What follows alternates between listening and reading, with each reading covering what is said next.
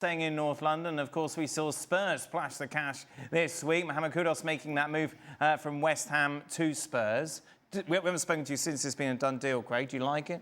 Well, do we know? I think Kudus was by far and above at times, along with Paqueta, when he had his head screwed on, was above anything else West Ham had.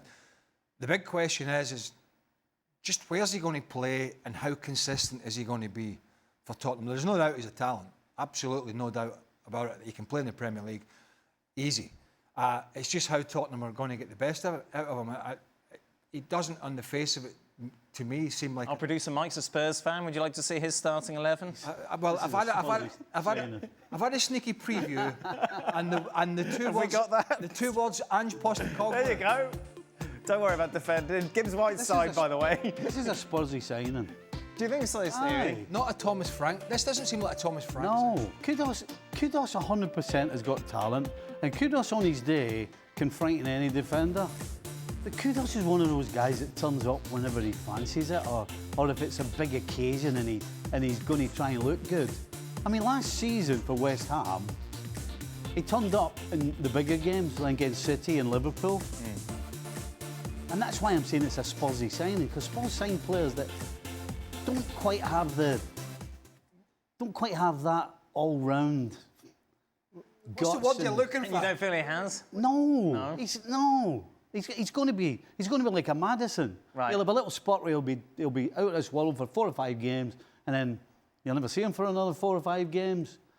That's not going to get Spurs. Look at those players that are on the bench. They're all similar players. Kulusevski, Odegaard, Tell, Richarlison, Son. Now and again. All those players aren't in that team Right. that Mike put up for us. So, and are these players that are going to come be any better?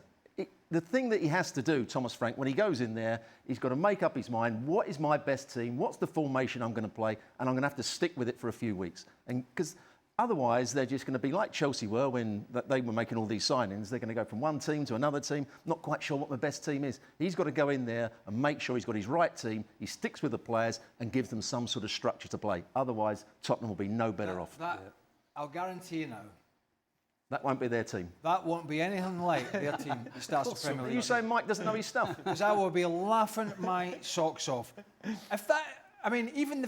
We should get on the phone to Rodrigo Bentancur now and say, good luck, son. Yeah. Because the two next to you are not going to give you any help whatsoever. You think about... So it is absolutely not going to be the way Thomas Frank approaches that. Because that's like jumping from the frying pan into the fire, the way you approach games. What do you make of Gibbs-White, Craig? Think about Gibbs-White. No, Gibbs-White's tight, but think about Gibbs-White at Forest, right? Forest was about defending, it was about structure, it was about physicality, and he was the one in games where they had 30-35% possession that was able to take the ball and bridge the gap and maybe get some support to Chris Wood. Is he going to be a bit more consistent than Maddison? I think so. I think he will be. Newcastle were after him a year or so ago. That move didn't pay off. But again, you look at how he operated best. They had Elliot Anderson and Yates, who just two ham and eggers that went in there and did the dirty stuff, and he was able to go and do what he's doing. At Tottenham, it's going to be a bit more than that. So I think a decent signing, but certainly I think that spells the end for James Maddison as a starting 11 player. He's going to find himself on the bench. Tottenham fans might be pleased that Kulusevski's not in that starting lineup. Don't look at there's something about the starting 11. Gibbs-White, does this make Spurs better?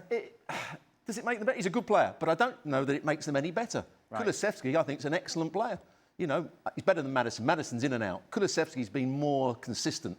He's the one that's created a lot of chances over the last couple of years. I really like him as a player. He's different to Gibbs-White because Gibbs-White is a powerful runner with the ball. Kulusevski's cleverer, more, I think, better with his passing.